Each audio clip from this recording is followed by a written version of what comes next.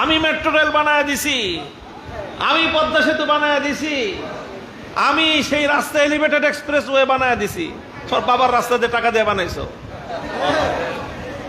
আমাদের পকেট থেকে টাকা নিছো 50,000 কোটি টাকা, 30,000 কোটি টাকা দিয়ে তুমি পদ্মা সেতু বানাইছো, আর 20,000 কোটি টাকা তো তোমরা মাইরা খাইছো। জনগণের মাথা বন্ধক রেখে বিদেশ থেকে লোন এনে মেট্রো রেল বানাইছো, টাকা আনছো 2,000 কোটি, 5,000 কোটি, 10,000 কোটি, 20,000 কোটি, অর্ধেক খাইছো আর অর্ধেক দিয়ে মেট্রো রেল বানাইছো। কাজেই এই দাম্ভিকতা আল্লাহ পছন্দ করেন না। আমার কাছ থেকে আল্লাহ দাম্ভিকতা পছন্দ করবেন না, আপনার কাছ থেকেও না, কারো কাছ থেকেই না। কাজেই প্রিয় দেশবাসী, আমাদের নসিহত হলো জাতির জন্য, সকলের জন্য, যে আমরা কেউ কোনো ক্ষেত্রে মানুষের উপর জুলুম করব না, মাজলুমের পাশে দাঁড়াবো। কার পাশে?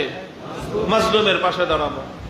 আমার আখেরি পয়গাম আপনাদের কাছে, যে বহু মানুষ নিহত হয়েছে, 5 শতাধিক মানুষের সংবাদ গণমাধ্যমগুলোতে এসেছে। এই 500-এর বাইরে আমরা নিজেরাই বহু মানুষের সন্ধান জানি, আমাদের কাছে তথ্য আছে, সেই সমস্ত মানুষের লাশও কোথাও খুঁজে পাচ্ছি না আমরা। এক হাসপাতাল থেকে আরেক হাসপাতালে নিয়ে গেছে, ওই হাসপাতালের যেই রেজিস্টার বুক থাকে সেখানের পাতাগুলি সব গায়েব করে দেওয়া হয়েছে। এখন আর তার কোনো হদিস নাই, লাশও খুঁজে পাওয়া যায় না, জীবন্ত মানুষও খুঁজে পাওয়া যায় না, আহত অবস্থায় চিকিৎসাধীনও নাই। এদের সবার লাশ কোথায় যেন গুম করে ফেলা হয়েছে। 1000-এর বেশি মানুষ এই যে এইবারের জুলুমে, পুলিশের গুলিতে, সন্ত্রাসীদের গুলিতে, হেলমেট লীগ, হাতুড়ি লীগ আর বন্দুক লীগের গুলিতে নিহত হয়েছে। এই আমরা আপনাদের নরসিংদী, এই যে আমরা আসলাম মাধবদী থানায়, এই এক থানায় 5 জন শহীদ হয়েছে। তো এক থানায় যদি 5 জন শহীদ হয়, তাহলে এইবার চিন্তা করতে পারেন কি পরিমাণ বাংলাদেশে মানুষ শহীদ হয়েছে। 1000 যদি শহীদ হয়, আহত হয়েছে কত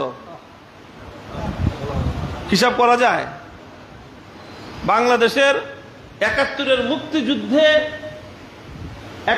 মুক্তিযুদ্ধেও এই পরিমাণ নিরীহ সাধারণ বাড়ি, যেটা সিভিল মানুষ, সাধারণ নাগরিক, এত পরিমাণ আহত নিহত হয়েছে কিনা আমার সন্দেহ। এত পরিমাণ মানুষ এইভাবে স্বাভাবিক অবস্থায়, যুদ্ধরত অবস্থায় না, যুদ্ধ ছাড়া সাধারণ অবস্থায় এরকম হত্যাকাণ্ড, প্রাণহানির ঘটনা পৃথিবীতে বিরল। তো এমন বিপুল মানুষ আজকে হাসপাতালের বিছানাগুলিতে কাতরাচ্ছে। আমাদের এখন ঐতিহাসিক দায়িত্ব হলো এই ক্ষতিগ্রস্ত মানুষগুলোর পাশে দাঁড়ানো। আমরা হেফাজতে ইসলাম বাংলাদেশের পক্ষ থেকে, বাংলাদেশ খেলাফত মজলিসের পক্ষ থেকে, বাংলাদেশ খেলাফত যুব মজলিসের পক্ষ থেকে আমরা উদ্যোগ নিয়েছি, আরো আগে থেকেই আমরা কাজ করে যাচ্ছি।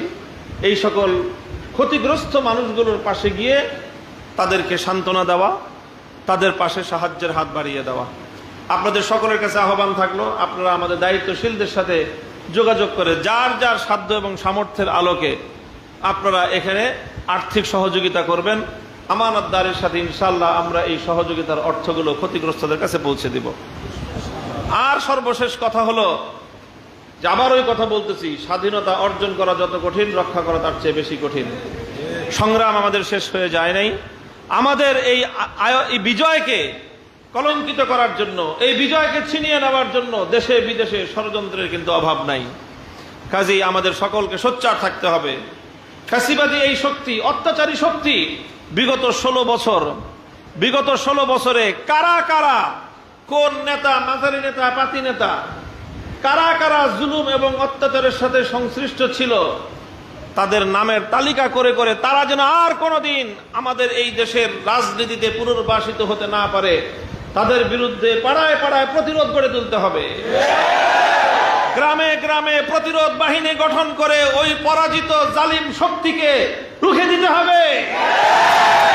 সর্বদলীয় সংগ্রাম পরিষদ করবেন, প্রতিরোধ সংগ্রাম পরিষদ গঠন করে বাংলাদেশে কারা কারা 16 বছর পর্যন্ত মানুষের অধিকার নিয়ে ছিনিমিনি খেলেছে, তাদের নামের তালিকা করে এলাকা এলাকায় টানায় দিবেন এবং সেই সমস্ত লোকদেরকে এলাকায় কালো তালিকাভুক্ত করে অবাঞ্ছিত ঘোষণা করবেন।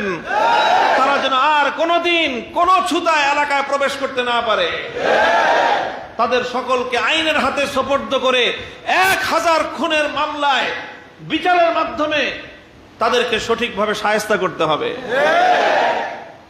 এ দায়িত্ব যদি আমরা পালন করতে পারি, তাহলে আমরা আশা করতে পারি আগামী দিনে একটি সুন্দর, সমৃদ্ধ, সাম্যের, ইনসাফপূর্ণ, ন্যায় বিচারের একটি বাংলাদেশ আমরা দেখতে পাবো। আল্লাহ পাক রব্বুল আলামিন আমাদেরকে সেই বাংলাদেশ দেখার তৌফিক দান করুন। এদেশের মাটিতে চূড়ান্ত বিজয় আসবে যেদিন কালেমার পতাকা উঠবে, সেদিনই প্রকৃত অর্থে মানবতার মুক্তি হবে। এর আগ পর্যন্ত পূর্ণাঙ্গ মুক্তি সম্ভব নয়। ও আখিরু দাওয়ানা আলহামদুলিল্লাহি রাব্বিল আলামিন।